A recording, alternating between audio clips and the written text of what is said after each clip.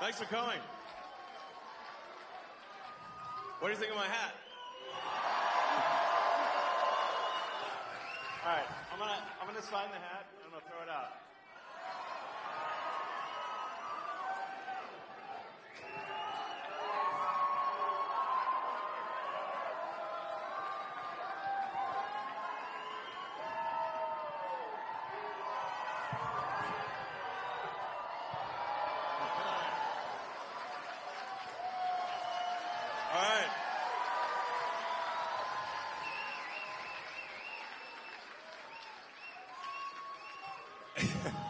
All right, I love you guys too.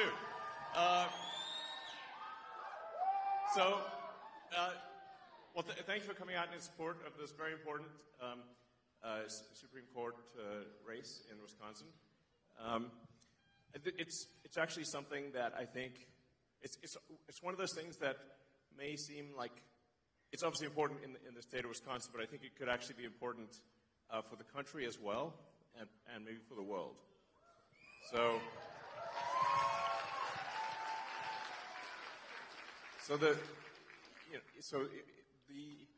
The House majority right now is razor thin.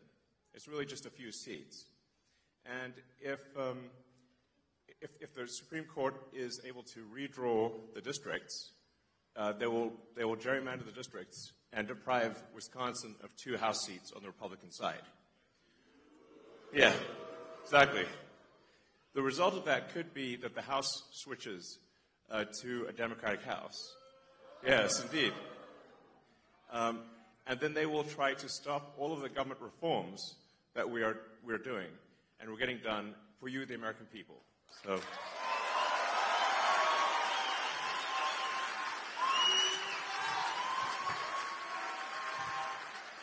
So the reforms that we're getting done in D.C., thanks to President Trump and his great team, are really profound. Really, the goal is very simple. It's to restore merit and freedom. So that's what it comes down to. So America is the land of freedom and opportunity. So we want to restore individual freedoms, freedom of speech, just in general, get the government off your back.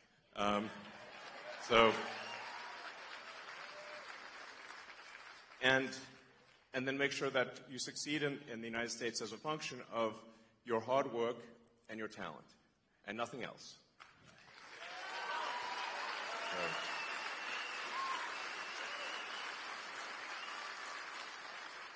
So these are really noble and important principles, and I'll talk more about this, all night really, as long as you guys want to hear about it. But as you may have seen with stuff that we've posted on the doers.gov website and the Doge handle on the X platform, there is a tremendous amount of waste and fraud in the federal government. Like, shocking, really. It's insane. Yeah, it's really wild. So, it was inevitable that at least a few Soros operatives would be in the audience. Give my regards to George. Say hi to George from me.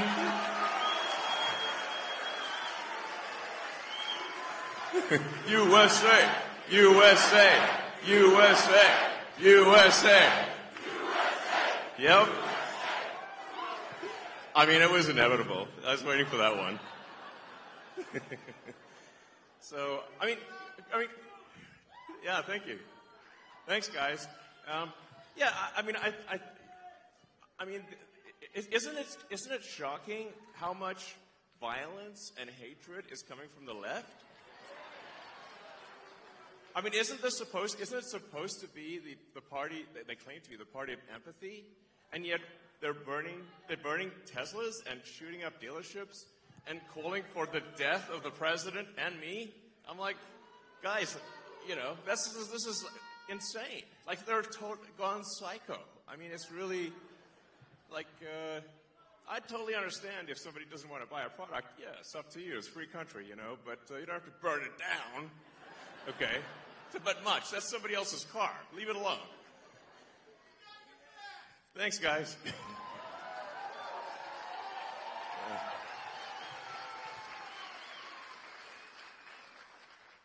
Yeah, so, man, the derangement level on the left is just like blown my mind, frankly. I mean, I'm like, what is going on? They've just lost it next level. I'm like, it's like, whoa. And I sort of wonder what's, you know, the legacy media is in part to blame for this, and maybe primarily to blame for this, because, you know, it's really terrible. It's like, if they keep calling, you know, they've obviously called President Trump every name in the book. You know, I think there was one article that called the president worse than Hitler, Mussolini, and Stalin combined. And I'm like, actually, President Trump's not killed anyone. In fact, he's very good at stopping wars, not starting them.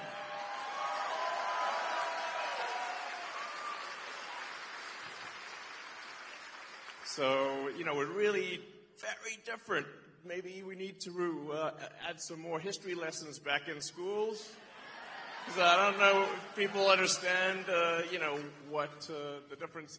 Do they know what Hitler, Mussolini, and Stalin did? It seems they don't. I mean, it's just indicative of the poor quality of education pushed by the National Department of Education. So, you know, that's why we want to restore freedom to the states, let the states decide on the educational agenda and not have something pushed by a bunch of neo-Marxists in D.C. So,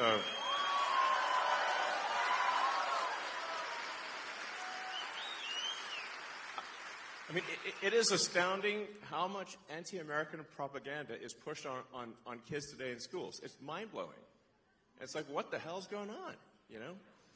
So, anyway, but on a more positive note, we have this petition, you know, sort of against activist judges, because judges should be simply interpreting the law, not making the law.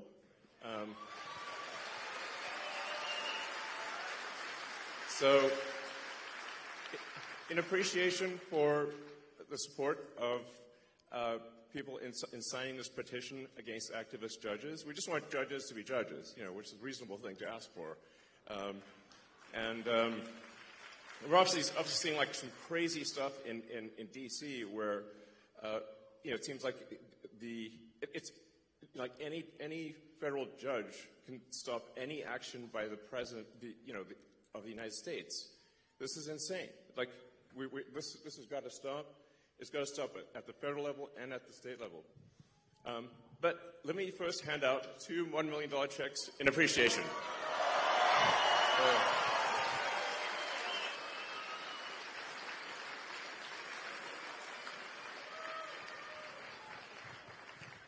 Okay, so the first check goes to Nicholas Jacobs.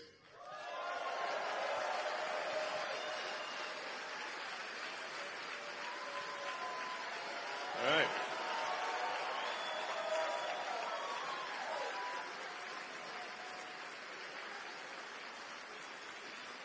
Now, I should say that the reason, the reason for the checks is that it's really just to get attention. It's like we need to get attention, and it's somewhat inevitably when I do these things, the sort of it causes the legacy media to like kind of lose their minds, and then they'll run it on every news channel, and I'm like, I couldn't pay them it would cost like 10 times more. Or, it's to get the kind of coverage that we get. So, all right.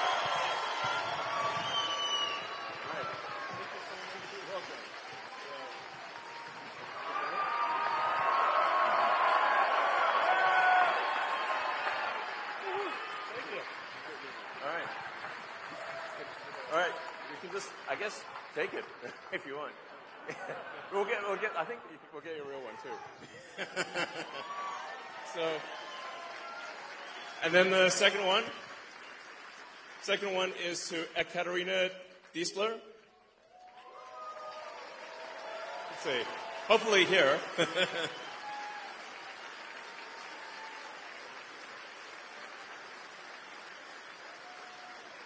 So, well, and like I said, this is just helpful for getting attention, and then it's kind of fun to see the legacy media lose their minds over it too. So, love you too. So, yeah. So, let's see. Hello. Thank you. Congratulations. All right.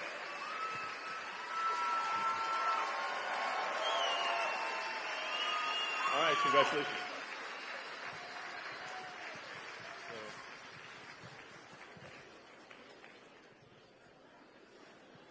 All right, so we're also going to be announcing, or we are announcing now, a program, sort of a Get Out the Vote program. That's the webpage should be going live, I think around now, which is at the America PAC website, or just go to the America PAC X account. And the single biggest challenge, I think, is actually just making people aware that there is this very important election. And there's both the very important election for Judge Schimmel, as well as the deciding on adding voter ID to the Wisconsin Constitution, which is very, very important.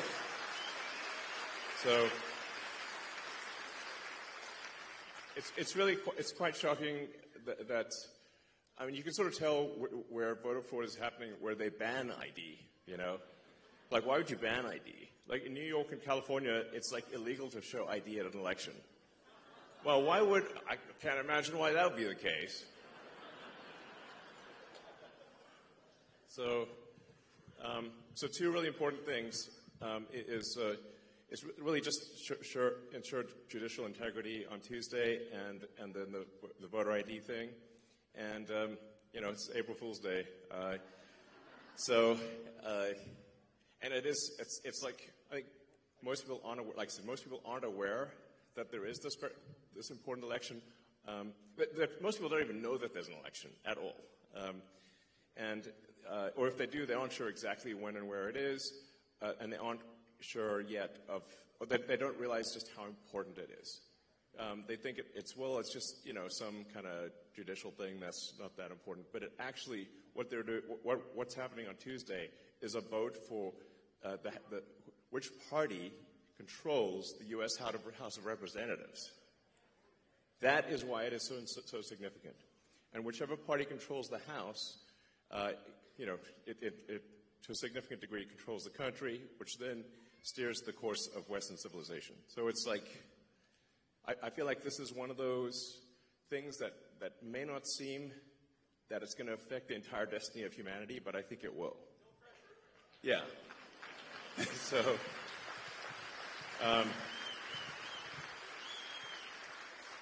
it's a super big deal, and the fact that I'm here in person, like, I'm not phoning it in. I'm here in person. Yeah. So.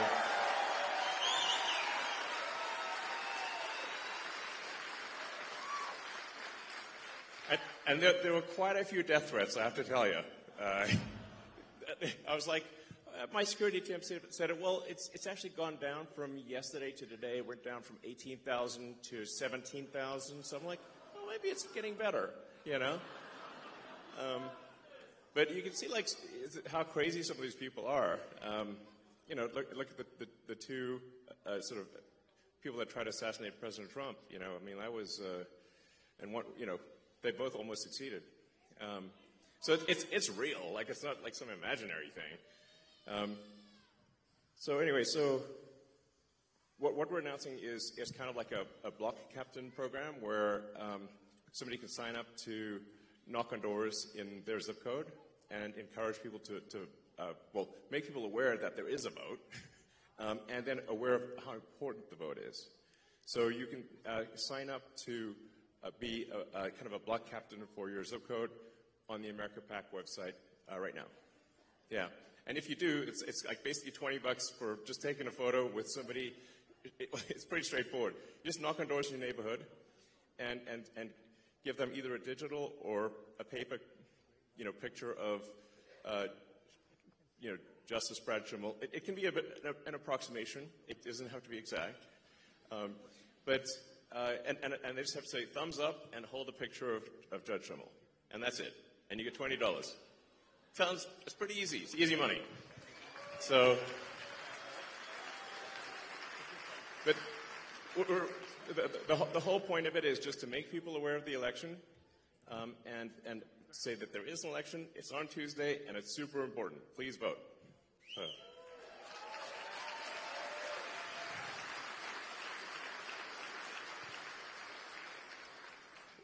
But I think without something like this, where we actually are in serious danger of losing the election. This is very important to put in mind.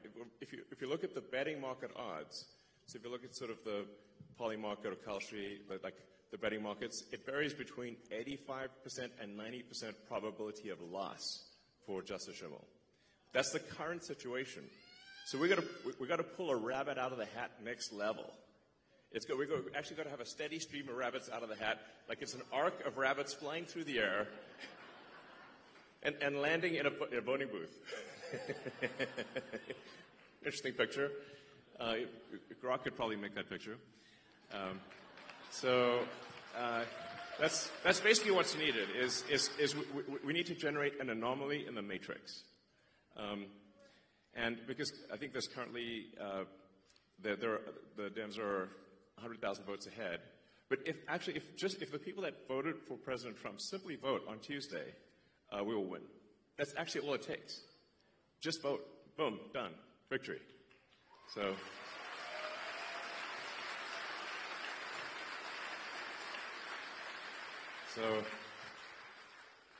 we basically need to dragnet the state. It's like everybody's going to mobilize everywhere like crazy for the next 48 hours. And I think this will be important for the future of civilization. It's that significant. So you don't hear me saying that very often. It's a big deal. So vote for Super Judge Schimmel. I call him Super Judge Schimmel. So,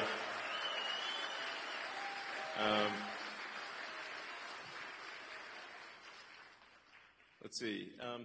So with that, I think we can do Q&A if you guys would like to do some Q&A. And I'm happy to answer any questions. It could be, about Doge or whatever you'd like to hear about. Because I think if you ask questions that the public would be interested in hearing, then those snippets will go all over the place, and it will be helpful to the public, at large, and maybe even beyond our country.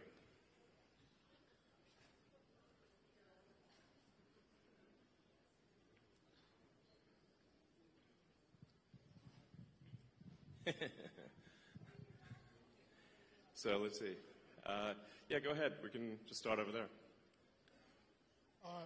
As AI continues to get smarter, won't it inevitably see through its creators' propaganda? Yeah, the question is, as AI gets smarter, will it see through its creators' propaganda? I hope so. I think you can sort of think of an AI as it is somewhat nurtured by its creator. So you have to say, what is the operating principle? What is the North Star of the AI? If it's a somewhat corporate AI, it could be like it's just trying to make corporations happy, or it could be, if it's particularly some of the AIs that are trained in, like the city of San Francisco, it's going to have kind of a San Francisco bias to it.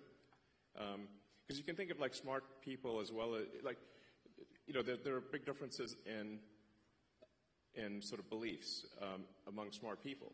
And so you can expect that there will be big differences in beliefs among AIs as well.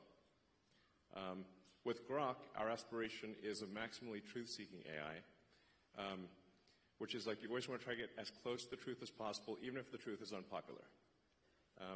And that's our goal, which I think is a very important goal.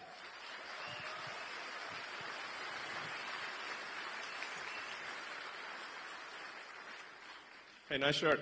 Oh, thank you. First of all, path of exile for life. But more importantly, as we see the whole world has turned to a fear-based mobilization effort. And we've seen that translate into violence. And the right's not immune to it because it can hit everybody's psychology. Sure. How do we beat that with optimism? Because that's going to be crucial to avoid mass eruption of conflict. Yeah, I mean, there does seem to be, you're right that the right is not immune from sort of hate and violence. It's not like nothing, but it does seem weirdly heavily weighted towards the left. I mean, like, I haven't seen anyone tearing off like a Biden-Harris hat. Like, we're just like, you feel a bit sorry for them, like, oh, maybe they're wrong there, you know. But you see people tearing off MAGA hats. And somebody just, you know, I saw a video just today where somebody was just on an escalator, a woman was on an escalator wearing a MAGA hat, and someone going the other direction tore the hat off her head. And I'm like, what? That's rude, you know. In fact, I sort of find myself in a strange position because I didn't think of myself as right. I thought of myself as centrist. But then the left went all the other way in the other direction, and now everyone's a Nazi, you know. Before you know it. And I'm like, wait a second. Do you know what that means? Obviously not. So,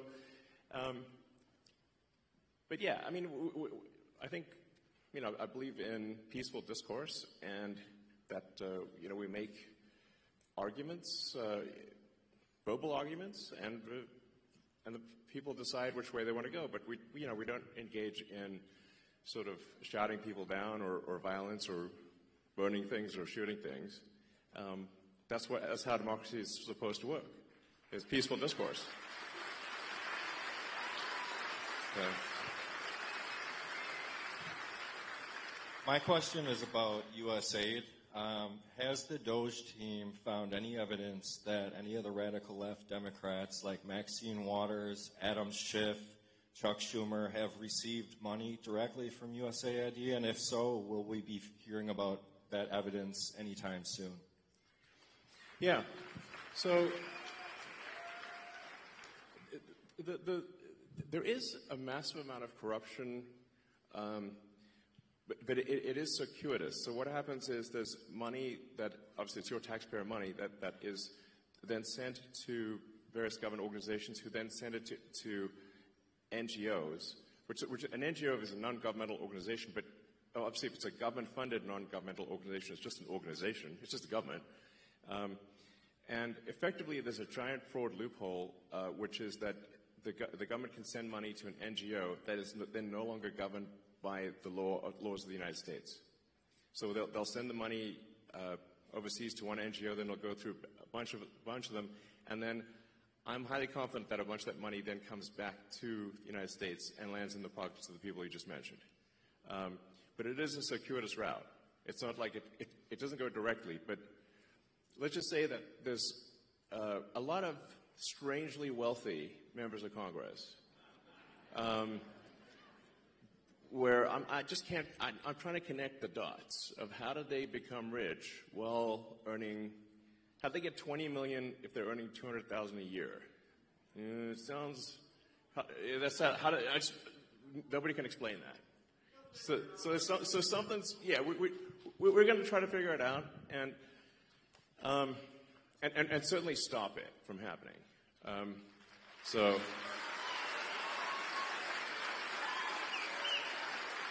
Yeah.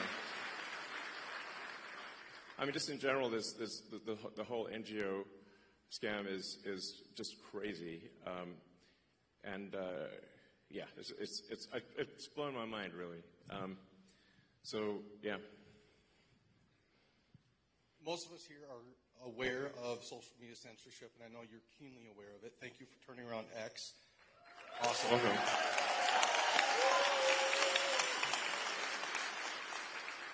As censorship picks up in financial institutions, what can we do about that?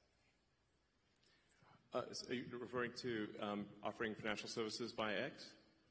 No, sorry. Being kicked off of financial yeah. for beliefs. Yeah. Well, certainly that won't happen during the Trump administration. hopefully that can be enshrined in law, which is part of the reason why we need a Republican Congress. So you didn't see any Republicans kicking Democrats out and debanking Democrats, but there were a lot of Republicans that were debanked, thousands, which is really outrageous. So I think it does seem kind of one-sided, you know, this like trying to ruin people's lives and financially and violent protests overwhelmingly comes from the left these days. You know, it's like, and whereas the right is polite, you know, and fair as far as I can tell. So, yeah. Go ahead. Thank you for being here. Your comment kind of about the Matrix is kind of ironic because my husband and I watched the first Matrix and the sequel yesterday. My question is, when so much of social media nowadays, you know, whether it be X or YouTube or whatever, is kind of curated to like a person's particular beliefs, or even where we have protesters that show up to town halls or potentially are paid. How does America kind of come together? And it used to be where you could have a conversation and have discourse like you discussed, right, and still be friends even if you disagreed with kind of some of their statements. When you talk about knocking on doors, like to different people's house, like one kind of fear that I have is like, even if you talk to somebody, everybody has their own sets of beliefs and their own truths. So I guess how do you get through that? Yeah, well, I think what we saw there for quite a while was that all of the legacy media and all of the new social media were in lockstep together. And they were all parroting the same left-wing talking points. And they were suppressing any dissent and any so-called right-wing or frankly even centrist views.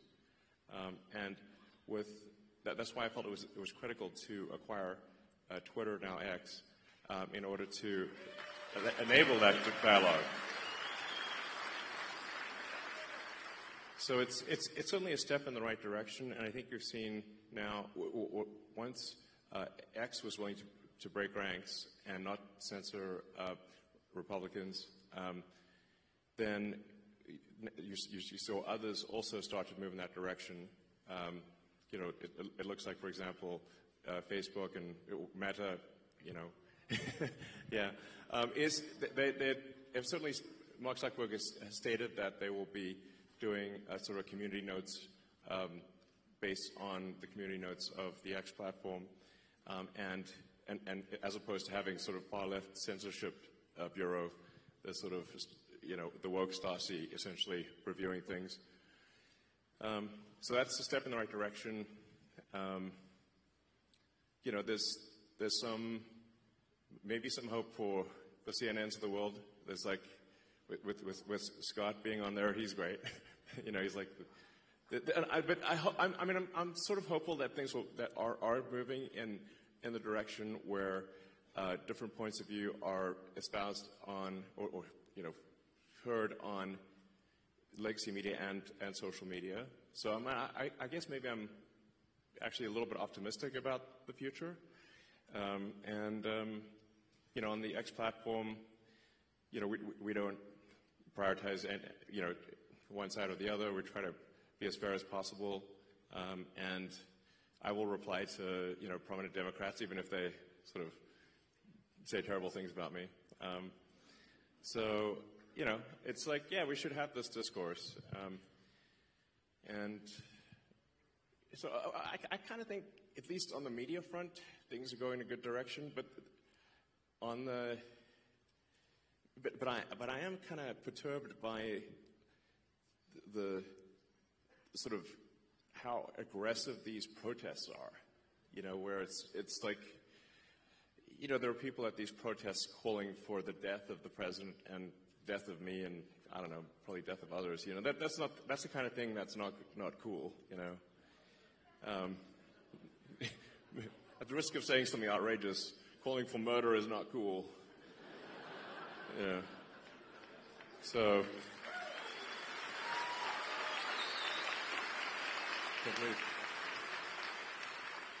Thanks for coming, Elon. I'm a teacher by trade. I have gone through the 4-year bachelor degree to teach the nation's youth going forward. On that, Actually, I'm kind of curious. What was that like? Like, I got an English degree, man. At the end of the day, unless you want to hire me, that's about that's about it. Sure.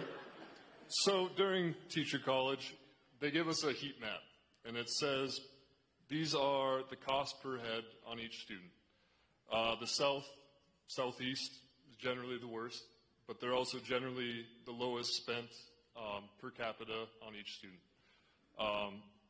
Beyond just that correlation of the one text I got in an education class, I wonder, with your investments in Khan Academy, with the advancement of AI educational tools, where specifically you can get feedback and these students can get feedback. Yeah, absolutely. Where do we see 100 years from now? With all 100 years from now? How about 50? I hope we last 100 years. That'd be like jackpot. Yeah, exactly. Hopefully we were like on Mars, So that would be really cool. So I do think AI can be incredibly helpful in teaching, because you can essentially set up each kid with like a personalized AI, and that AI can then answer questions for each kid, and that actually can be very profound in learning, because obviously if you've got a classroom of say 25, 30 kids, you can't like spend. It's literally impossible to spend time with every kid individually, or at least you can spend a little bit of time, but not. Obviously, it's a 1 to 20, 1 to 30 ratio. So, but what you can do is you can set them up with the AI, and then you can, if things get stuck or whatever, if you want to, you can essentially guide the orchestra that way, and I think it could be a very powerful learning tool. I personally enjoyed my English classes in high school, actually. Sometimes I wondered, why am I reading Charles Dickens? But, there's some merit to reading Dickens, and many of the. I actually think that we should have a great canon of English literature, that kids do at least, some number of the significant works in the English language. So.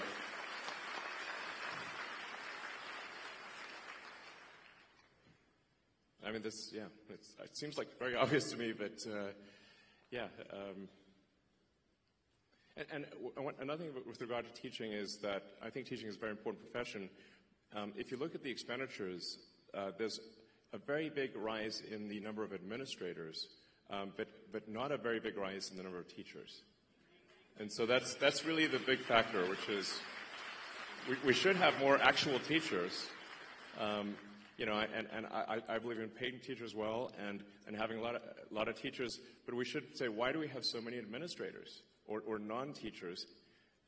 So administrative expense has gone ballistic, but teaching expense is more or less flat. Doesn't make sense. So. First, I would like to apologize to you on behalf of America for the idiots you have to deal with for what you're doing for us to improve our country.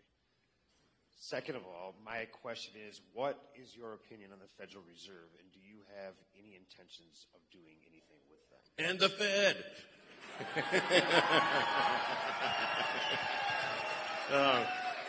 Yeah.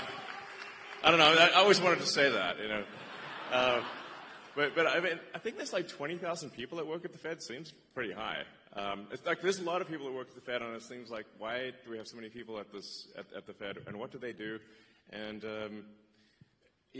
sometimes I wonder which one would win. The federal for interest rates, the board of the Federal Reserve, or a magic 8-ball. And I'm like, I think the magic 8-ball might win. So then I'm like, well, magic 8-ball is a lot cheaper. It's like you shake it, it says, check back again later. I'm like, okay. Same thing. But I think we what really matters is that government spending is not far in excess of government revenue. That's a fundamental issue that we have, where we have a deficit of $2 trillion, and we have interest payments that now exceed the entire budget of the military. In fact, that was a big wake-up call for me, was when the amount of money that we pay in national debt interest exceeded the Defense Department budget. I'm like, the Defense Department budget is very big, and interest is higher than that and climbing. That's a disaster. You know, so the very simple, straightforward goal of the Doge team is to get rid of waste and fraud. It's mostly waste. It's or depending on how, you know, I'd say it's probably 80% waste, 20% fraud, something like that. But it's $1 trillion, so that's still a lot. And it's you know, it's gotta be.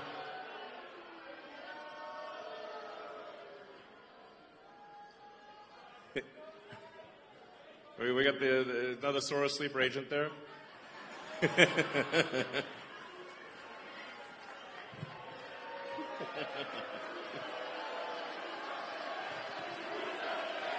USA, USA, USA, USA.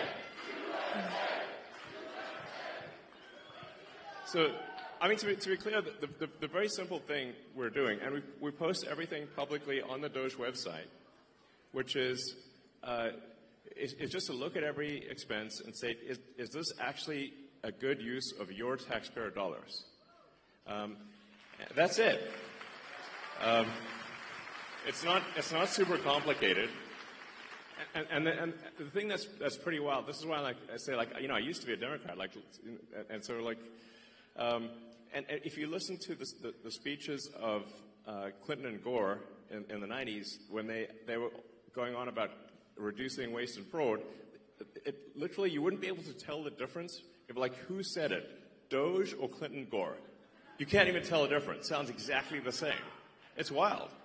So we're really just trying to restore common sense to government and say, let's not waste your money, and let's make sure it's spent well, and that's it. And in trying to save $1 trillion of expenditures, what we're saying is, of the $7 trillion in government spending, let's see if we can make it 15%, 15% more efficient. And I'm confident that we can. That's actually not a huge bar, by the way. So,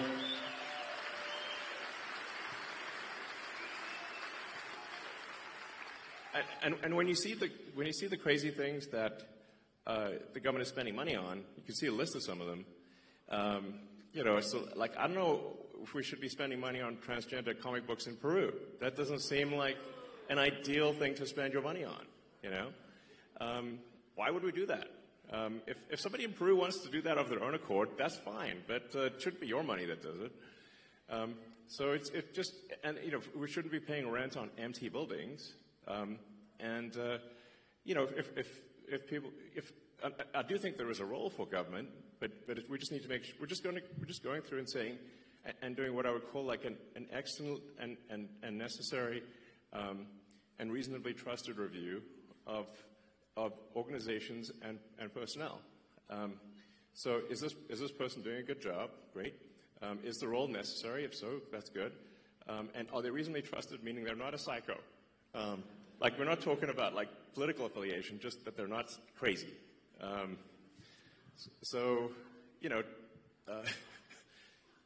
what's wrong with that? I'm sounds super normal to me. So that's it. Now, in this process, one of the things that we've discovered, which is, I think, on the fraud side, which is a really big deal, is that the Democrat administration, the Biden administration, has basically taken every arm of the U.S. government and bent it towards creating a financial incentive for illegal immigrants to come to the United States.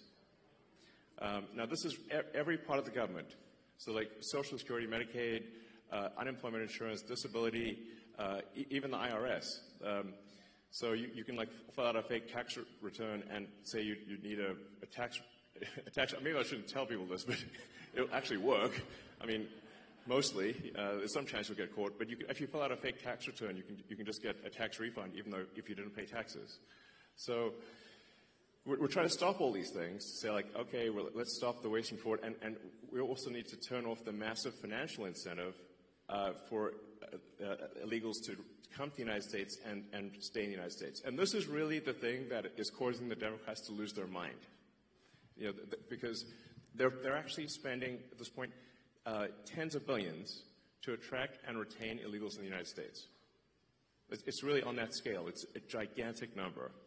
And the goal is to turn all the swing states blue. That means Wisconsin.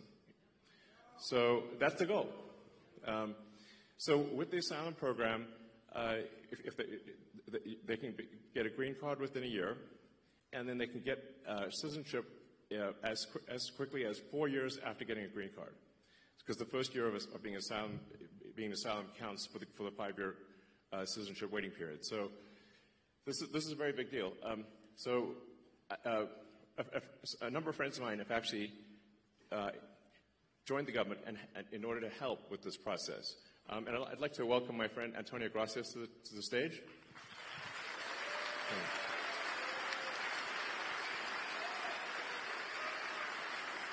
I think so.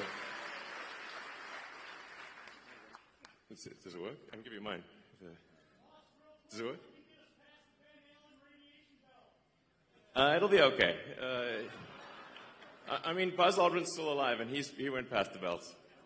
Is this working? Yeah, it's on. Yeah, there you go. So, Antonio, can you tell us what you... Antonio is helping out with the Social Security. So just trying to review Social Security, where you may have heard that we found 20 million dead people marked as alive in the Social Security database. This is so crazy. And then you'll notice there's a strange trend here where how many Social Security numbers were issued. Do you want to? Yeah. So let me tell you what happened here. We started at the top of the system. You want to talk about a lot of maybe? We started at the top of the system, mapping the whole system of Social Security to understand where all the fraud was. And there's a lot of great people there that showed us really a lot of waste. And so that came up with a big list of stuff they're working on. You've heard some of that already. But this is what jumped out at us. When we saw these numbers, we were like, what is this? In 21, you see 270,000 people, goes all the way to 2.1 million in 24. These are non-citizens that are getting Social Security numbers. Yeah, this is a mind-blowing chart. Yeah, just this literally blew us away. Like, we went there to find fraud, and we found this by accident. And this isn't political, by the way. My parents are immigrants. Yeah, this country's been great to us. My brother and sister are all born in Spain. I'm pro-legal immigration. This is not political. This is not political. This is about America and the future of America. And there are a lot of good people in the system that pointed us in this direction. I want to honor them right now, that work in the government today, who took risks to show us these numbers and tell us what's going on. Yeah. So I want to stop for a minute. I want to honor those people today. Very good people. Very good people. I have been from D.C. to Social Security offices to the border to track this down, and very good people have helped us along the way. I want to thank them. Yeah. This number, what this is when you come in the country, if you're an illegal, there's a couple ways to come in. You come in through a port of entry, and you can tell them you're afraid, and they'll give you an asylum case. You'll get an interview. Then you get in. That's one way to do it. Another way to do it is to just go to the border. Literally, this happened. I talked to Border Patrol myself. Elon was there, too. I went to Laredo, and I went to Bronzeville. Elon went to Eagle Pass. You walk up to a Border Patrol officer, and you tell them you want to come in. They have a couple of choices. They could charge you with a misdemeanor or a felony under 1325, or they can make it an administrative offense, like a parking ticket, basically. They were told to do that, make it an administrative offense under the last administration. And then you go walk across the border. They do what's called a release on your own recognizance, and they give you an NTA, a notice to appear, which to appear to judge. The wait times on judges are like average 6 years. Look at Grok, you'll see it on immigration judges. There's only 700 of them. This is 5.5 million people. Okay? So what happens then? Once you're in the country and you got asylum, through one of these pathways, and we've mapped the whole thing out, you can apply for a work document. You file a 765, it's the work form. You get this form called the 766, that's the authorization, and then Social Security Administration automatically sends you in the mail your Social Security number. No interview, no ID. This is worth, just reiterating. It's not, people sometimes think that under the Biden administration that he was simply asleep at the switch. He wasn't asleep, they weren't asleep at the switch. It was a massive, large-scale program to import as many illegals as possible, ultimately to change the entire voting map of the United States and disenfranchise the American people and make it a permanent, deep blue, one-party state from which there would be no escape. Look, if I hadn't seen this myself, I'm not sure I'd have believed it. I went through it myself and mapped it, and Elon is right. This is true. The defaults in the system from Social Security to all of the benefit programs have been set to max inclusion, max pay for these people, and minimum collection. That's what's happening. We found 1.3 million of them already on Medicaid, as an example. We've gone through, on every benefit program we went through, we found groups from this particular group of people, this 5.5 million people, in those benefit programs. And then what was really, really disturbing us was why. We're asking ourselves why. And so we actually just took a sample and looked at voter registration records. And we found people here registered to vote in this population, yes. And who did vote. And we found some by sampling that actually did vote. And we have referred them to prosecution at the Homeland Security Investigation Service. Yeah. Already. That is already happening. Right now. Yeah. And the truly disturbing thing, though, I just want you to know this, the truly disturbing thing to me, and the darkest thing about this to me, the voter fraud is terrible, but the human tragedy this created is extraordinary, because what you don't understand, people don't know, and Americans need to know, that's why I'm here, is that human traffickers made $13 to $15 billion off of this, okay? That's the money that's going around the world, moving people around the world to our borders because of these incentives. How does it work? What happens? Hey, if you're in Africa and you're in Central America, you got to walk up through Mexico, through Central America. Who do you pay? You pay the narcos, you pay the traffickers, right? And we were told by ICE, it's between $20,000 and $500, depends where they pick you up, to walk across all those countries and get all the way up to the border. Where's that money goes? It goes to the cartels. It goes to human traffickers, right? There are 30,000 children that have not appeared on the notice to appear already. ICE knows this. 30,000 children, 270,000 children didn't even get notices to appear. ICE told us that kids are being trafficked back and forth across the border to complete families to make this easier. This is a human tragedy. It's not just the money, it's the people and the kids. And how many of these people died on the way up here that didn't make it in? What happened to them? We created a system here that created an incentive for people to come and be taken advantage of by these traffickers. And how do you think they get paid? Well, you're in Africa, Central America, you got $20,000 or $10,000 or $5,000 to pay these traffickers? No, you don't. What happens? You come in, then you owe them the money. You're an indentured servant. If you don't pay them, what happens? What do? They kill your mother, they kill your brother, they kill your family. What happens next? That's what we discovered. And I have to tell you, it's tragic to me. The tragedy, the human tragedy this created is extraordinary. That's the real problem. This is America. We don't do this here in America. Yeah. We don't do this here in America. People come here legally, and that's great. Elon came here legally. My parents came here legally. That's the way to do it. This is outrageous.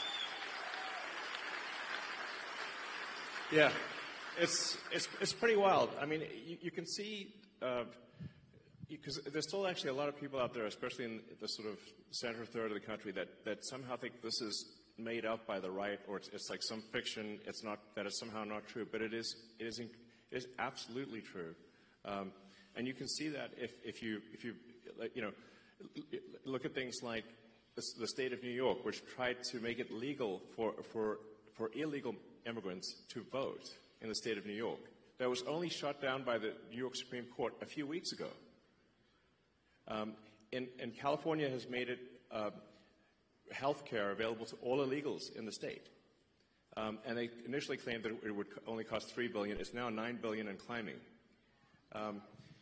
So it's really, if you create a massive financial incentive for people to come to the United States illegally, then that's what they will do. It's a very sort of, it'd be strange, it'd be odd if that didn't happen.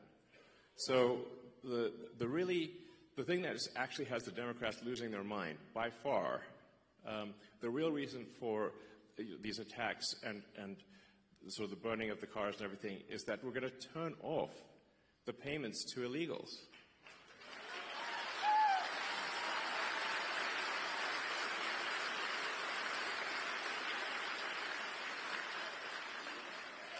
Because, yeah, I mean, because that's not the deal.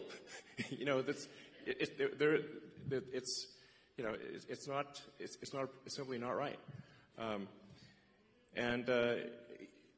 You know, if you look at that thing with the Roosevelt Hotel and, like, you know, the luxury hotels in New York, where the Federal Emergency Management Agency funds were being used to house illegals in luxury hotels in New York that the average American can't afford. And they were giving a welcome package and $10,000 debit cards and everything else. Like, it's super real. I mean, it's like, I think it's the biggest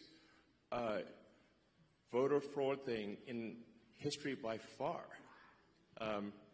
And moreover, if left unchecked, it would have succeeded. As Antonio mentioned, the time frame for going from asylum to citizen is roughly 5 years. Yep. And so all of the people that came in on that chart that you saw, if the machine behind the Kamala puppet had won, then, you know, they change out the puppet, but it's the same machine. Then they would have actually legalized all those people, and there would be no swing states. And we added more. Remember, it was doubling every year. Yes. It went from 1 million to 2 It was million. going ballistic. It was going ballistic. And it is just, these people are just entering the benefit programs now, by the way. Right. We're seeing the ramp happen, too. And these are just the ones that are in the system. This doesn't count the other, 7.5, 8 million that ICE thinks are out there. Yeah. We don't know if they have numbers. The number is totally uncontrolled. The voter ID requirement in this state is super important because of this. Yes. Because the Social Security number, it's not supposed to be a federal ID number, but it basically is. That's how you access all the benefits. This is why we need voter ID, because this thing is not secure. You could walk into a Social Security office today as an adult in America, and get a Social Security number enumerated with simply answering 6 or 7 simple questions and showing some forms of ID that are not federal ID. Well, you could just actually make it up. Basically, you can show basically like a fake utility bill, or show a medical bill and a school ID. Yeah, medical bill and a school ID, and you can get a Social Security number. Yes. And then from there you get on the voter rolls, and then Yes. Basically Dem operatives will farm the vote. Yes. The problem with this obviously is that if you turn the swing states blue, then there are no swing states, and then we're in a permanent one-party system. And as soon as they win that, they'll have the House, the Senate, the presidency, they'll pack the Supreme Court, then they'll double down on the illegals, just like California. So we've already seen this happen in California. California is supermajority Dem. So, but at least California is held back by the fact that people can move out of state. Once you can no longer leave America, they'll be far worse than California. So the gravity of the situation is severe. Help us clean up Wisconsin border wall. Yes. Yes. Absolutely. So, I mean, it's really simple stuff. Just having photo ID to vote is like, you can't buy something at the liquor store, but voting is more important than buying a beer. So You're gonna need real ID to get on an airplane. You can't fly anywhere. Yeah, and the same people who are saying that there should be no voter ID at voting stations demanded vaccine ID from everyone. Yeah. I'm like, that's weird, So it's really about just restoring integrity to the voting system, which really should not be a right or left cause, but a cause for all. Do we not all want integrity in the voting system. Of course we do. Yes, of course. Yes.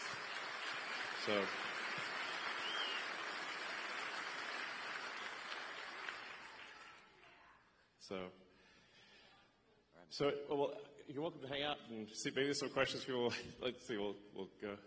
Hi, Elon. I also am a teacher. I was a teacher in Colorado for 8 years, high school Spanish. But I moved here last year and got to vote in Wisconsin, where my vote actually mattered, and I'm so glad. That was amazing that we got Trump elected. Yeah.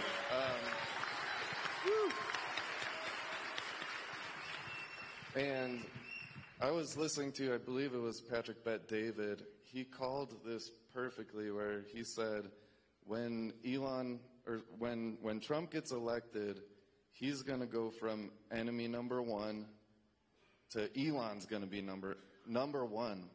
And for the reason, I mean, he only has a couple years left, and we've all seen the left go after you and make you number one enemy. And just walking in here, we heard Nazis suck. There's all this horrible thing. And just on a serious note, I just want to let you know, my wife and I pray for you at night. Thank you. For your safety.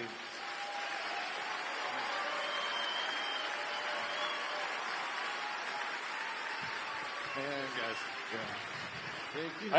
I got to watch my hand gestures these days, you know. Yeah. But I think this one's safe, you know. You know, it's like you can't wave to the crowd. You never know what'll happen. And I've been a fan of yours for like a decade, and I've been a walking Tesla ad to anybody who talks to me. Even though I never had a Tesla until I came to Wisconsin too, and it's 10 years old, but it's the best Model S I've ever had. Thank you. It's incredible. Thank you. But I just wanted to ask you if it would be okay. I brought my dad with me. He's a pastor, and I just thought, if it's okay with you, I would love for him to say a prayer for you as well, for your protection. Sure. Thank you.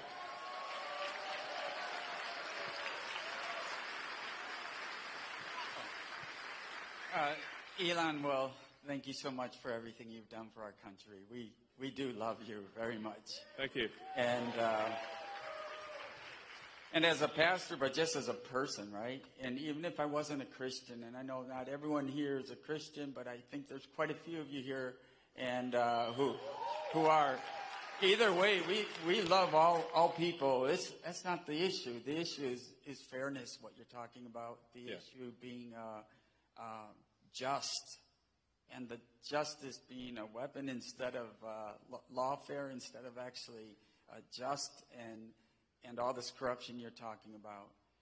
And that's a bad spirit, if you want to say it that way, putting it nicely. It's something evil that has come against our country, our morals, our families, etc. And then you and the president and others getting attacked with this outrage and this hate. So if you would, allow me to pray. Thank you. You'd all who want to, please join me. Bow our heads and pray. Gracious Heavenly Father, we are thankful for our country. We are thankful that God does bless America, and that God is the source of all goodness, love, and provision, and that you, Lord God, have provided a great nation with a great history. And although we've gone through many rough times, you're still very present and active with us. Thank you for protecting President Trump from that fatal attack. And we ask that you envelop and protect all of those who are fighting for justice, for freedom, for order, for dignity, and to reward people according to merit, and especially put your hedge of protection around Elon Musk, around his children, around his whole entire family, and all of his team members, that all would do good and just by our country, and freedom truly and justice would reign once again. We ask this in the name of the blessed Savior, Jesus Christ, who we remember during this time of year, who suffered and died for our sins. May you wash away all that is wrong with our country and start with us. We ask this in Jesus' name. Amen. Amen. Thank you.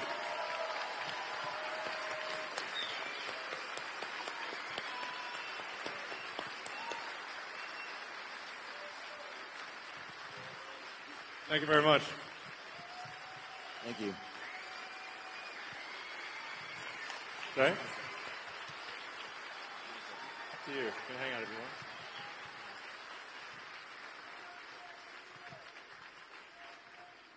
Well, that was beautiful.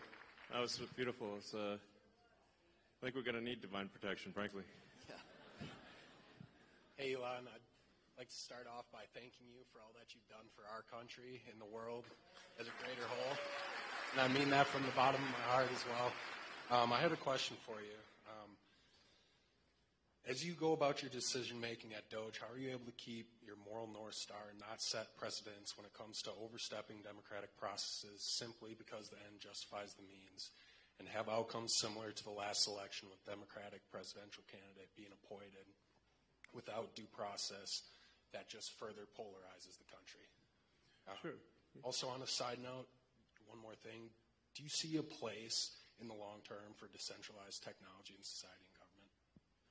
Yeah, I mean, to answer the second question first, I think generally it's good to have decentralized systems because the more centralized something is, the more power that is in any one single entity, the more corruption you're likely to have.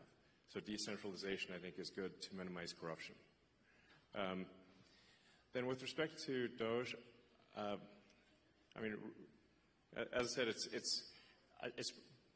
we try to be as literal as possible. It's the Department of Government Efficiency, and it's just literally going through and saying, okay, this money was spent. Is it money that most Americans would agree is sensible, or is it not? If it doesn't seem sensible, then we, say, well, we shouldn't spend that money anymore. We should stop it. So, and then we post we try to be as transparent as possible. So all the Doge actions are posted on the Doge.gov website and on the Doge handle on X. So if people disagree with something, we can say, well, which part do you disagree with? When I get these sort of attacks of like, oh, it's unconstitutional, I mean, like, well, which expenditure is unconstitutional that we have stopped? Because then they don't know, actually, because they haven't actually looked at anything. So now, obviously, a lot of this can be reversed with a new administration, but at least for some period of time, we're going to make sure that your taxpayer money is spent at least 15% better. It's not like I think it's a reasonable goal. It's a rational goal. It's a sensible goal, the net result, I should say, if we have the combination of a $1 trillion increase in economic output and a $1 trillion decrease in the budget deficit, then the outcome should be that there is no inflation or very little inflation from one year to the next. So at the end of next year, the prices will be at the grocery store will be very similar to what they are right now, which means that standard of living will actually probably be higher, a little bit higher. Whereas we've had rampant inflation to date. And inflation is really just a pernicious tax that has been used by governments throughout history. It's very tempting for governments to use inflation as a tax because it's indirect. People see the prices rising at the grocery store or for goods and services or for houses, and they tend to blame the store. But it's not the store, it's the government. The government has reduced the value of money, and as a result, prices rise. So by by reducing waste and fraud, we'll essentially make the economy more efficient, and we'll shift people resources from the government to the private sector. And that will result in an increase in the output of goods and services, and so the average standard of living will therefore rise. So, they're trying to make economics sound very complicated, but it's really not that complicated.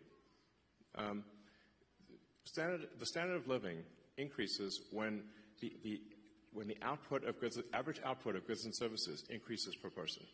There's basically more stuff. Therefore, you have more stuff to divide across the people. That's it. You can run this sort of thought experiment and say, like, if there was 100 people on an island, and you'd say, well, how many people do you want farming, fishing, making stuff, versus, doing regulations? You would say, like, oh, you wouldn't want, like, 20 people doing regulations, and be like, oh, that's too many. Well, then maybe you'd want one or two. I don't know. Maybe none. Ideally, zero. I'm all for small government, by the way. I think that really, yeah.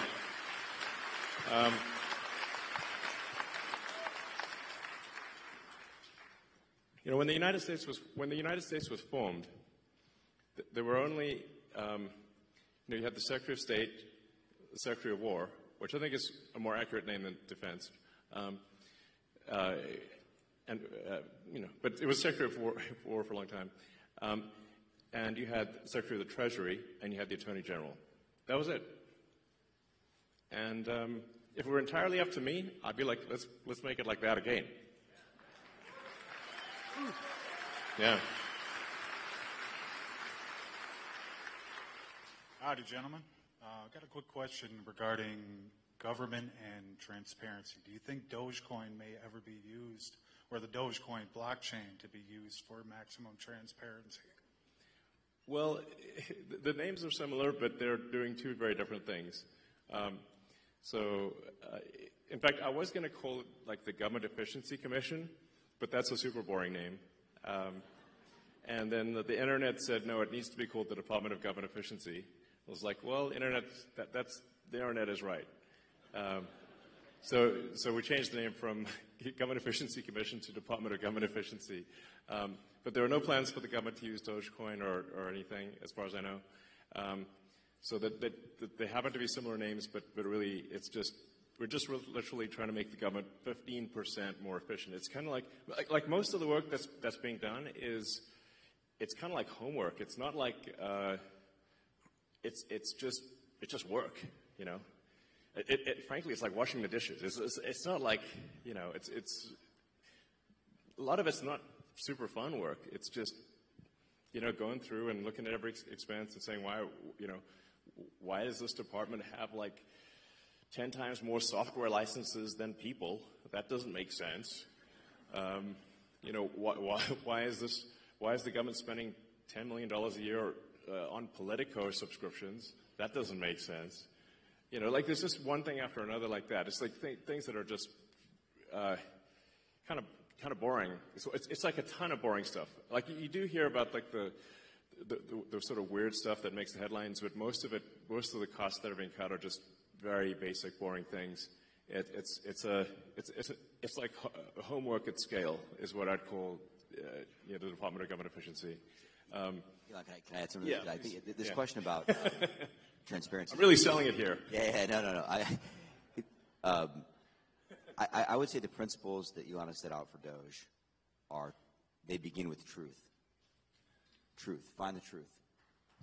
Number one, find the truth. Why? Because the government's gotten so big that actually the people don't even know what's there. They don't know the source of truth. So these licenses, it's not like people bought these licenses because they're bad people and they wanted to pay Microsoft. They just kept buying licenses because Microsoft gets selling them from it. I mean, it's that strange. And we don't want to pick on Microsoft. It's like every software company, by the way. Any software company. Pick software company X. They bought these licenses because they just thought they should buy more licenses. There's more people coming in and there's no one there. People aren't coming back to the office, right? It's just finding truth. The number one principle is truth. And then transparency is number 2, I think, on the list, right? So find the truth, make it public, make it transparent. And number 3 is, do it fast, make it efficient, and be urgent. Yeah. Those are the principles that Elon's put into Doge. Yeah, it's worth pointing out, it's actually difficult you have to recalibrate how dumb things can be because it's the government. Frankly, it's like dumber than you think it could possibly be. For example, we found there were a whole bunch of what I call ghost payments going out, where the government contracting officer had retired or changed jobs or was dead or I don't know, they were not around anymore. and they forgot to turn off the payment stream to some company. And it's like leaving the money faucet on and you leave the house, and it's just the money faucet keeps going. And it's a pretty rare organization that will complain about receiving money. So organizations, so then you're like, is that waste or fraud? I mean, the government did send them the money, but they didn't deserve it.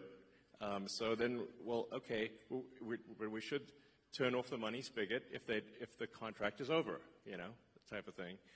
So one of the things that we made a recommendation to the Treasury that the payment classification codes and the explanation for the payment be mandatory fields. And have a name attached. So we could just ask the person who approved the payment, is this payment a good payment? Does this make sense? This is the kind of thing that is normal in, for individuals and for companies, but that was not the case. So the reason why the government could not pass an audit was because the information did not exist that would be required to pass an audit. Like, it was literally impossible because you just had all these blank checks going out with no explanation and no payment code. So how are you supposed to do an audit? It's literally impossible. So that's what I mean by, like, it's very basic stuff. Like, we just want the congressional appropriation payment code to be mandatory and a very short explanation. We're not even going to judge what the explanation is, but that there be any explanation at all and a name attached was revolutionary. My guess is this will probably save $100 billion a year, like a lot, So.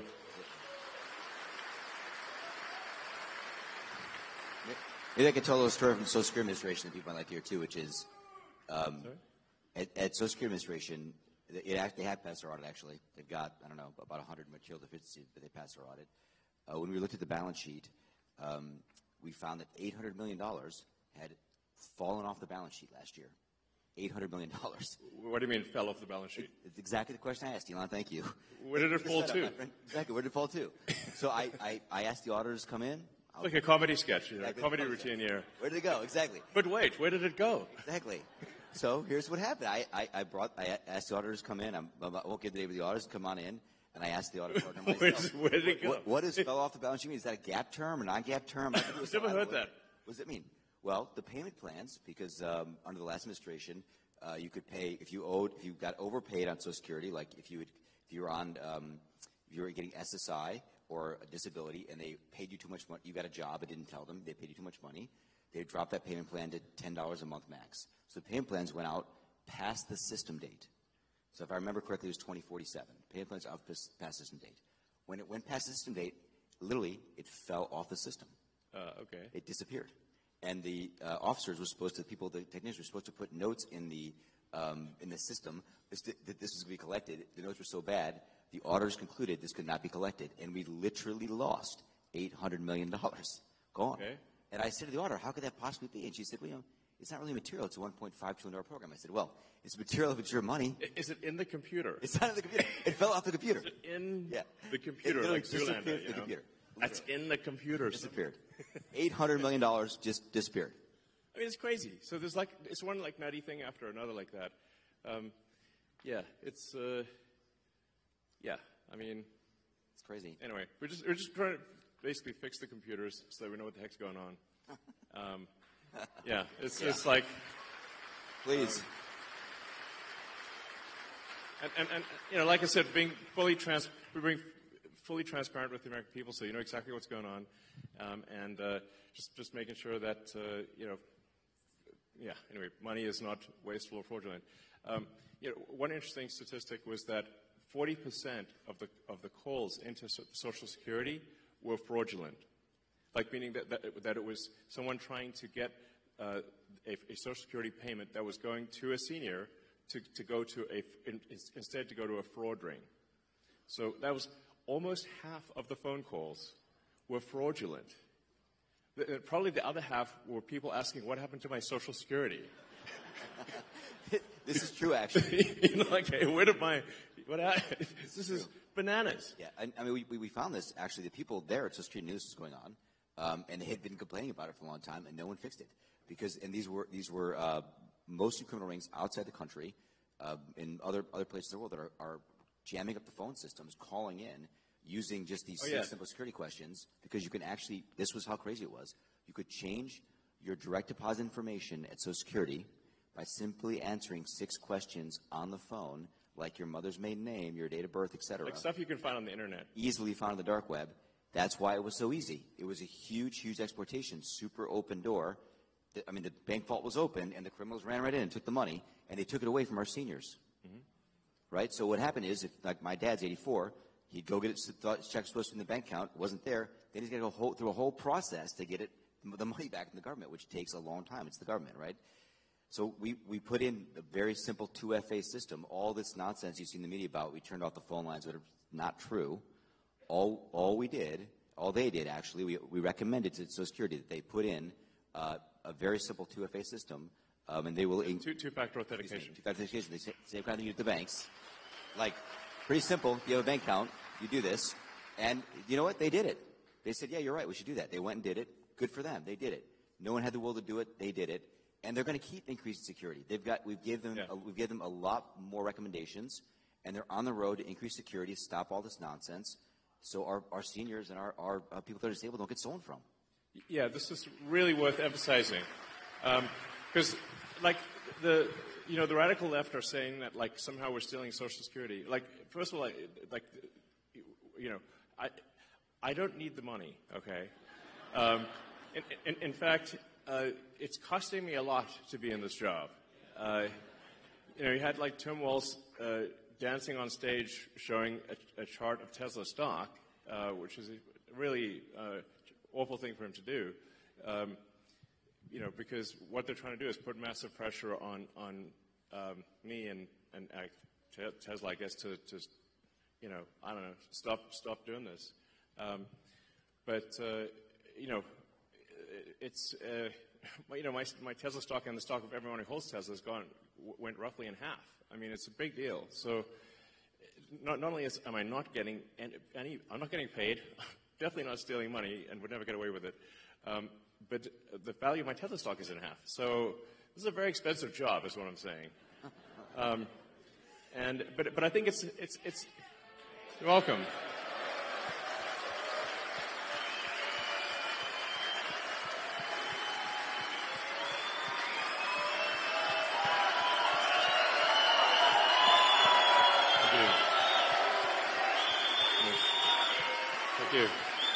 Thank you.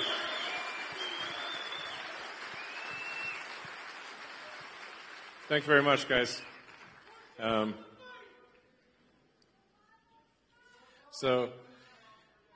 long term, I think Tesla stock's going to do fine. Maybe it's a buying opportunity.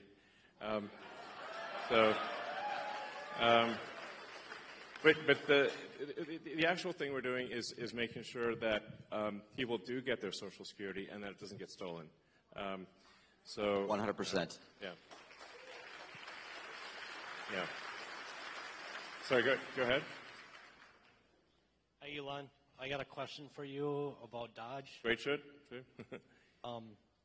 Everybody in this room has got a bunch of money sitting in a bunch of little boxes in a bunch of different states. And it turned into crickets when you brought it up online that you were going to go check our gold. And I'm worried about the Democrats and Joe Biden's last administration with the money not being there. Did you get blocked, or are you still able to go check that? Sorry, I'm not sure I understand exactly what you're referring to. Fort Knox. Oh, Fort Knox. Oh, yeah, right. Oh, yeah. Well, that's up to the president, of course. But I think it would be, I think it would be awesome to live stream Fort Knox. I mean, that would be really fun. And after all, it is actually the gold of the American people. So the American people should, it seems to me, have a right to see their gold. Hopefully it looks really cool. You open the doors, like, is it there? Like, is that really gold? Let's check. So maybe it'll be really, really interesting. I'm all for it. The president says he's interested in doing it, so hopefully that happens. So, all right. Good evening, Mr. Musk. How are you? Good. How's it going? Good, good. My name is Vito Gabriel. I'm 18 years old. This is my first election that I'll be voting in. So, Great. Very exciting. Oh, actually, that reminds me. So it is actually possible to both register to vote on Tuesday. If someone has not registered to vote, they can register to vote in Wisconsin, and they can vote the same day. So even if somebody's not a registered voter, you can do everything on Tuesday. So, a bit of backstory. When I was younger, 8 years old to be exact, my father put me to work in my family's restaurant. And it led me to want to start my own business and to be successful just like you. And in my opinion, you're one of the most successful businessmen to ever live. And so what advice would you give to young entrepreneurs who want to start their own businesses and give back to this great country? Well, sure. Well, it is very, very hard to start a business and have it succeed. It is true that most businesses that start do not succeed. So, I mean, I guess I'd really just say,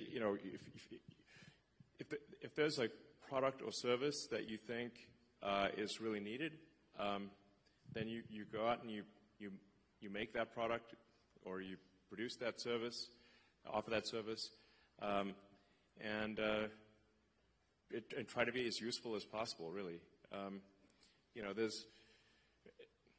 It's like whether, it's a great restaurant or store or a technology company or whatever the case may be.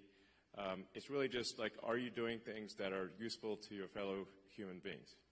And if you are, then I think the company will be successful.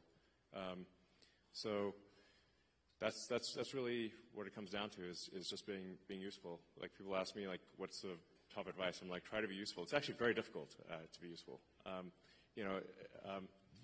But I have a lot of admiration for anyone who just does an honest day's work, making products or producing services for their fellow human beings. That's what a company is. That's it. So, but it is hard. I mean, to be totally frank, like I generally say, if somebody needs encouragement to start a company, I would recommend not starting a company. It's very difficult. Like, if you look at, say, the automotive industry, the only two American car companies that have not gone bankrupt are Tesla and Ford. So it's a big cemetery, is what I'm saying. So that's a tough one, very, very tough industry. And there were really no commercial rocket companies that were successful before SpaceX. It's generally very difficult to make the value of the output exceed the cost of the input, and that's really what defines a successful business. And profit is really the difference between the value of the output and the cost of the input. That's what profit is. But it's like shockingly hard to make the output more valuable than the input. That's what I found. So, all right. Hi, Elon. Thank you so much for being here. Would you agree with me that the economic illiteracy in this country is staggering?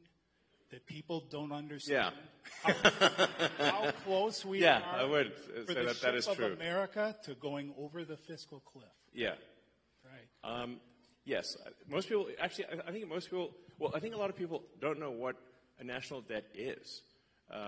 Like, how did this national debt come about, and how come there's all this money that somehow we owed, but we didn't sign up to owing this money?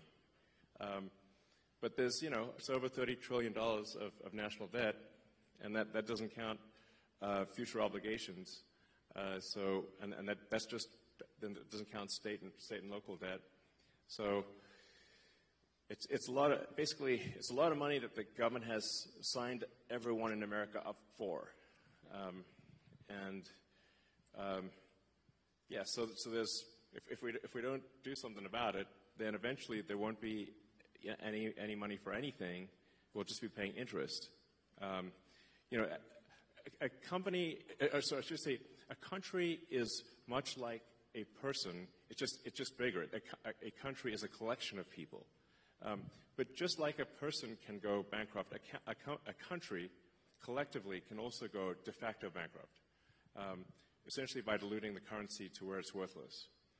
And that's where we're headed unless we are, take immediate and dramatic action with respect to government spending. We're in deep trouble, basically. You've seen this in places like Venezuela, Elon. Yeah, exactly. So you've seen it in a lot of countries where it's, I think things have gone to hell in a handbasket, and it's like we just need to not do that, So if the ship of America sinks, we all sink with it. This is something that I try to tell people in the sort of commercial sector that, like, you're not going to, your company's not going to make it if the ship of America sinks. So we all got to, work together here to make sure it does not.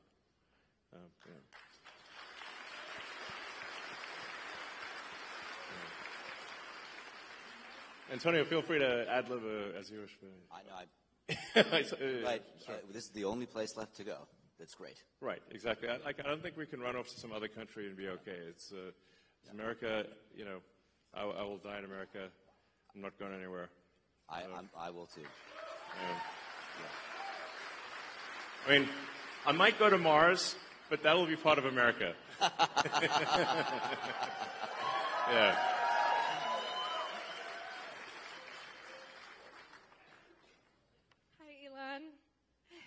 Thank you so much for taking the time out of your busy schedule to be here today with us in Green Bay, Wisconsin. Yeah. Woo. I just want to say that Doge's findings demonstrate to the American people that the government clearly does not care about our hard-earned tax dollars. I'm only 26, but I can imagine it's frustrating for people who have worked their entire lives to see their tax dollars going to fraud, waste, and abuse. And you alone have contributed so much money to our government yes. via taxes, so thank you. You're welcome. But I'm sorry that your money's not being spent very well. You've clearly shown your leadership and team is capable of transforming our government into something better than what we see today. I just want to say I'm sure I'm not the only one who's wondering, but we know that Doge has found quite a bit of money, and we would like to see some of that returned to the American people. Do you have any information on when Doge checks would be written or sent out? Sure. Well, I guess we need to be successful at scale. We've made a lot of progress, but there's still a tremendous amount of work to do. Effectively, as government spending is made more efficient and spending is reduced, the tax by inflation is reduced. So one way or another, you will effectively be better off if resources in the United States are not wasted. And it's somewhat up to the Congress and maybe the President to as to whether specific checks are cut. But whether a check is cut or not, if you reduce wasteful spending, the economy is going to be better off. People will do more useful jobs than before. The total output of goods and services will increase, and then the average standard of living will increase. So that's yeah.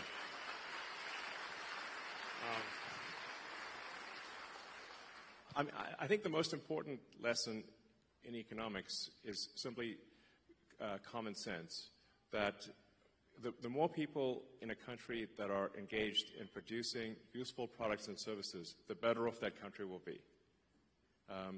Like you could run the sort of thought experiment to say, in the limit, if we moved everyone in the car industry into the DMV, there would be no cars, but there would be a lot of regulators. So then you say, well, then how many people should be in the government versus not government? And generally, I think you want to minimize the number of people in government. There's still, be a lot of people in government, but you want to keep that to a minimum and move people from low to negative productivity roles to high productivity roles in the private sector. Yeah. Hey, Elon. So the first time I heard about population collapse, I think was from you on Joe Rogan. I grew up in the generation where it was very overpopulation, global warming. A lot of people don't want to have kids. My wife and I just had our first. She's a year. Hi, congratulations. Hi, John. Thank you. Amazing. And I'm finding out very quickly a lot of these things I was told about having kids, losing personal freedom, it's well worth it. I mean, I would recommend it to everybody, as I'm sure you would. And absolutely. I mean, I've been banging the baby drum for ages. Yes. So my question to you is, what's the most surprising and fulfilling thing you've learned from your kids? Especially we've seen you around X all the time with Trump. So what's your most fulfilling thing you've learned from having kids? Yeah, and X is in the back there. So hopefully he's watching this. Hopefully, I think I think nothing makes you happier than kids. Really, is what is the truth of it. So, kids are my greatest source of happiness, and I really encourage, as Antonio knows, I've encouraged all my friends and everyone to have kids. It is concerning. The United States has been below replacement rate. The birth rate in the United States has been below replacement rate since roughly when I was born, around 1970, 71, thereabouts. And I think last year was the lowest birth rate on record. It was very low. And then we're seeing this trend in almost every country on Earth. This is worrying because it's like, well, if something doesn't happen, humanity is going to disappear. So it's, I think, very important to have kids.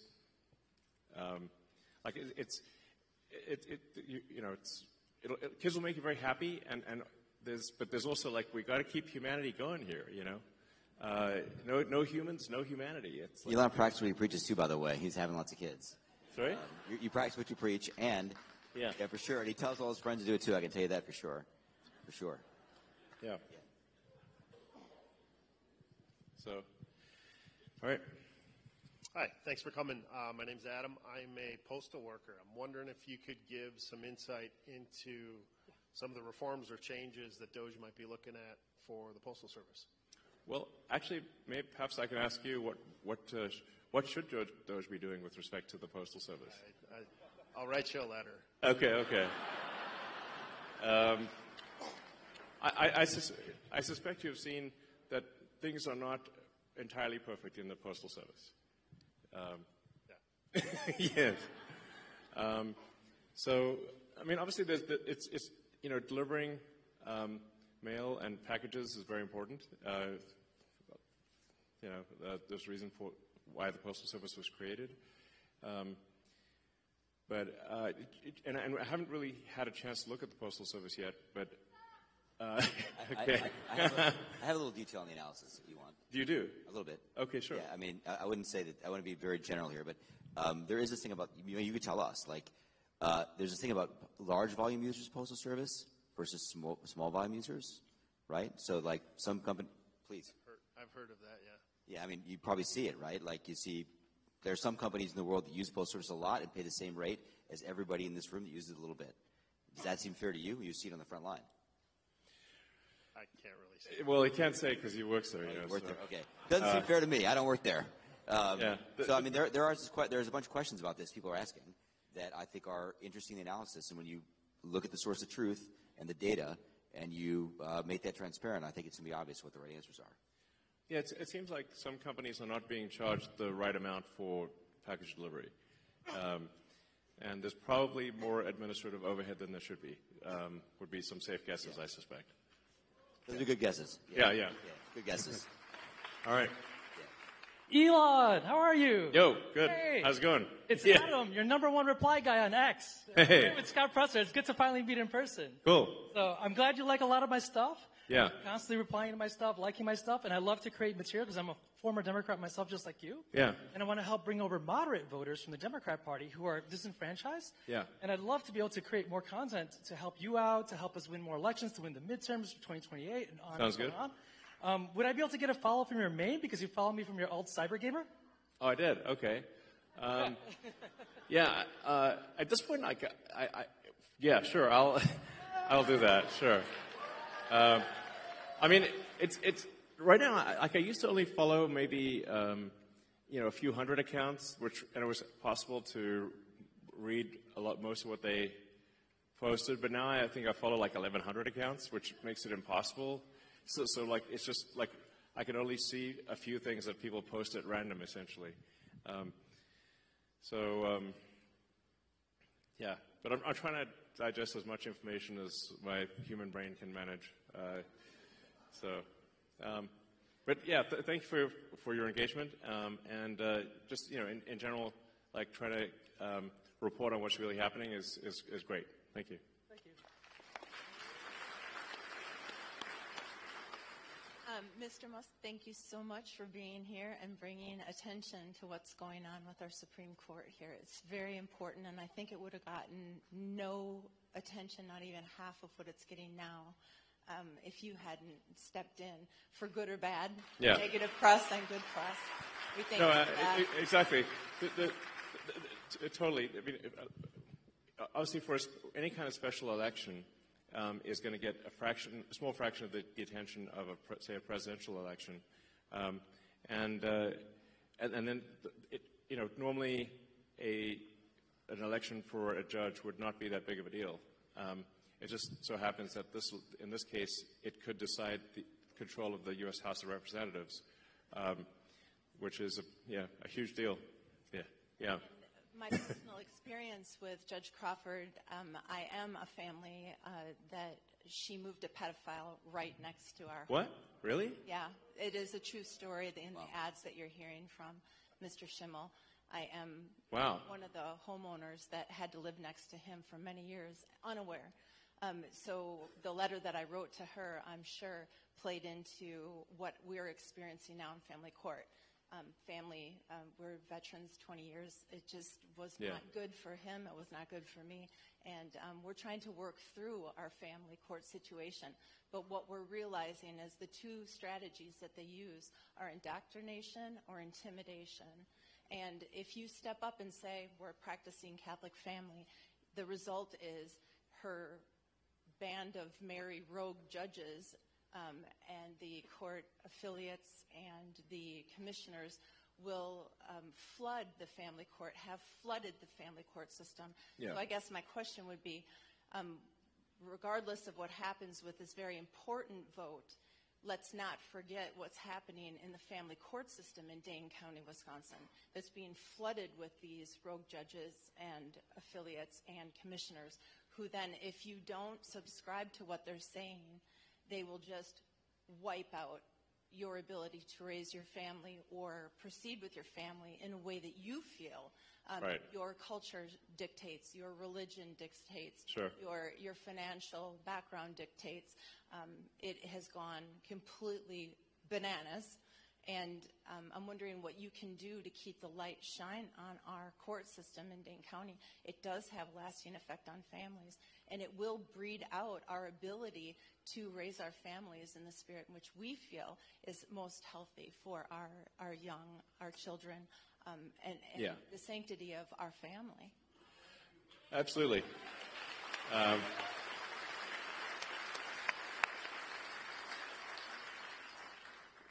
I think that's fundamental to life, liberty, and the pursuit of happiness, which is the foundation of America.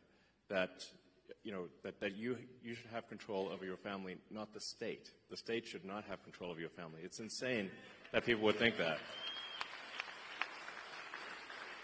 So we've had friends have to escape California because of this. Yeah. I mean, it's literally had to leave because the state tried to take their kids because they're imposing the state's values on the kids, and they literally had to leave overnight. More than one friend, we've had this story. Really? Really? There's a thing, a change the law in California where if the teachers determine that it's in the kid's interest, like if you don't respect, 10-year-old's pronouns or something, the state can take your kid in California. So it's insane. it's state forced indoctrination, and if you don't match their, whatever the state wants, then they can take your kid in California. It's a big deal. Yeah, exactly. So it should just be, families should have control over their own circumstances, and it should not be the government that decides how your children should be raised.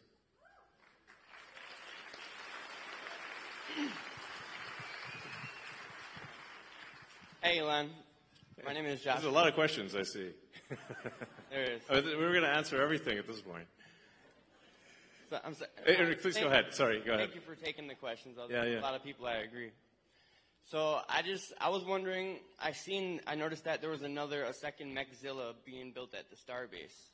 Are we going to go for a launch for the Artemis mission coming up? I mean, that's a very sort of space question. So there are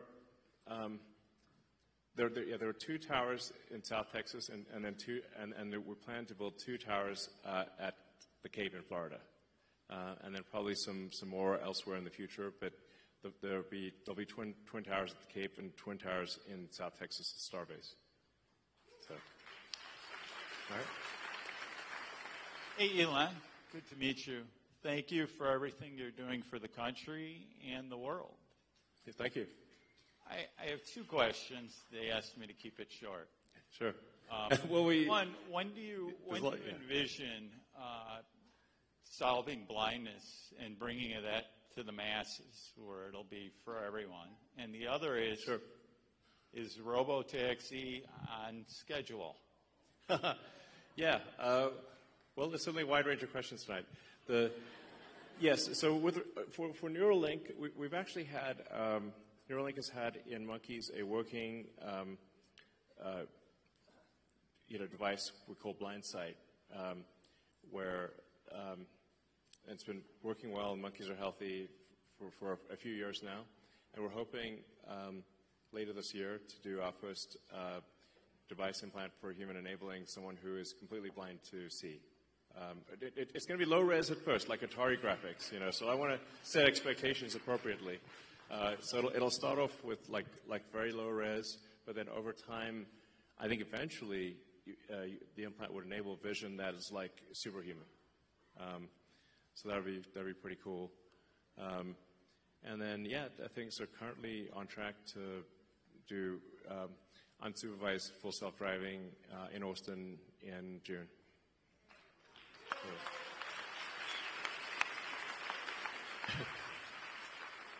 So I think we probably will take maybe 4 more questions, so just 2 from that side and 2 from that side, and then we'll call it a night. So go ahead. Oh, thank you so much. First of all, you are beyond absolutely legendary and an absolute true hero, so thank you so much for everything you're doing, achieving, accomplishing. You've done so many impossibles. It is astonishing. Thank you. Well, my name is Brian Wright, and I've been filming from last year all the way into this year a docu-series on finding peace. And during this election year, the episode was how many lines do we actually need to cross in order to be able to find peace? And I wanted to ask you, where do you feel like we are in this divide? Are we so far divided as to where there's no coming back to the middle, or where do you see us being? Yeah, we should restore the Smith-Mundt Act so that the government cannot spy or issue propaganda to the people. I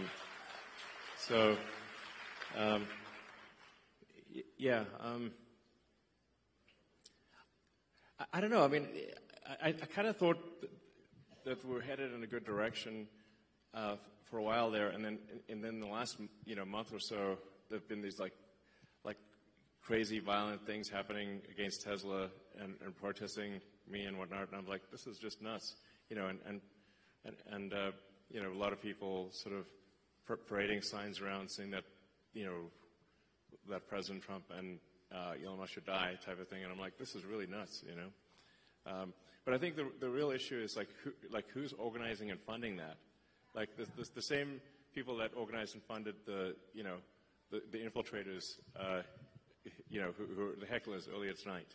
So it's whoever they are, and I guess we know some of their names, but it's really, yeah. Soros and a bunch of others.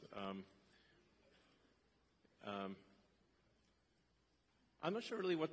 Sometimes I wonder what is their goal? Like what's their aim? You know, I guess is it communism? I guess is a part of it, or just I don't know.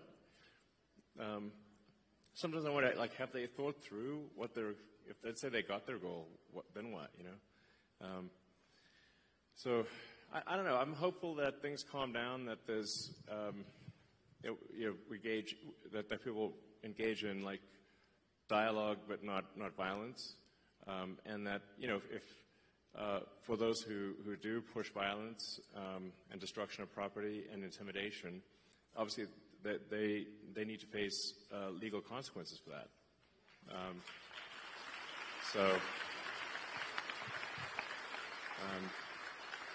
And the president has said that needs to happen. Obviously, if people are pushing violence and destruction of property, that is against the law, and they need to face the consequences of that. So, thank you. Yeah. Thank you, Elon. I constantly hear that the Doge efforts are going to do things like take away Social Security payments and reduce other government payments like that. You've touched on it tonight, but can you state you've discussed this at length over the last few months. Yeah. Can you talk again about how the Doge efforts are actually going to affect things like the payments and other programs like that? Yeah, I guess it would be helpful because so I just stated as crisply and clearly as possible that Doge will absolutely ensure that people get their Social Security, make sure they get their Social Security, make sure they get their Medicaid, and will not be cutting any legitimate payments whatsoever. Crystal clear.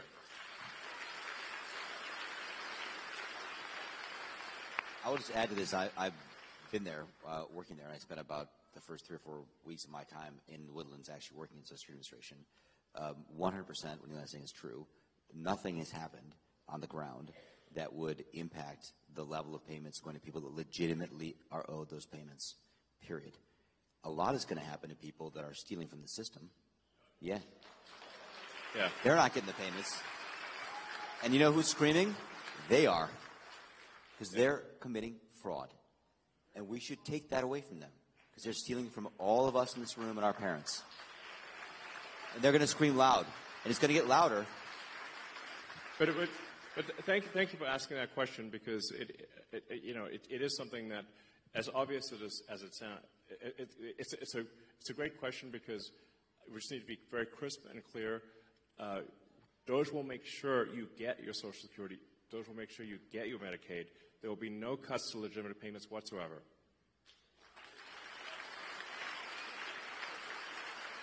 I'd like to go last, if it's okay with the other gentleman. Would you like to go, sir? No. Please go. Thank you. Mr. Musk, thank you so much for coming to Wisconsin. I just want to thank you for calling out bad ideas on X. You do that like every 30 minutes, and if I don't see something, I'm like, wow, is Elon okay? Yeah. Yeah. And we all know that ideas have consequences, and bad ideas have victims. And thank you for speaking up for victims. And a few nights ago when you spoke with Brett Baer, when you were being interviewed, and he asked you, what keeps you up at night? And like that other question, you answered. And you paused, and it was depopulation. And I was waiting for you to say, like, oh, the death threats against my life, or the national debt, but depopulation. Yeah. Depopulation is a really big deal. It's not on people's radar. Why is that? Well, I think we haven't yet evolved to deal with depopulation. You know, I guess it's something we better evolve to deal with, or we're going to disappear. And once the depopulation ball starts rolling, you know, it seems to gather up speed. I mean, you can look at sort of cases like Korea and Japan, which are, much further ahead or behind, depending on how you look at it, like the population decline there is much worse. Japan is an absolute population decline, so they're losing about, I think, roughly 1 million people a year of population, and that's going to accelerate. Korea has only a third replacement rate, which means that in 3 generations, the country will be 3 or 4% of its current size. Like basically, all that'll be left is a small portion of the capital city. And I keep waiting for the birth rate to turn around, but it doesn't. It seems like population collapse accelerates. That's why I think it's a very serious matter. If you believe in humanity at all, you should care about this a lot. And then, that's a sort of long-term thing. And the short-term thing is that America needs to be financially solvent.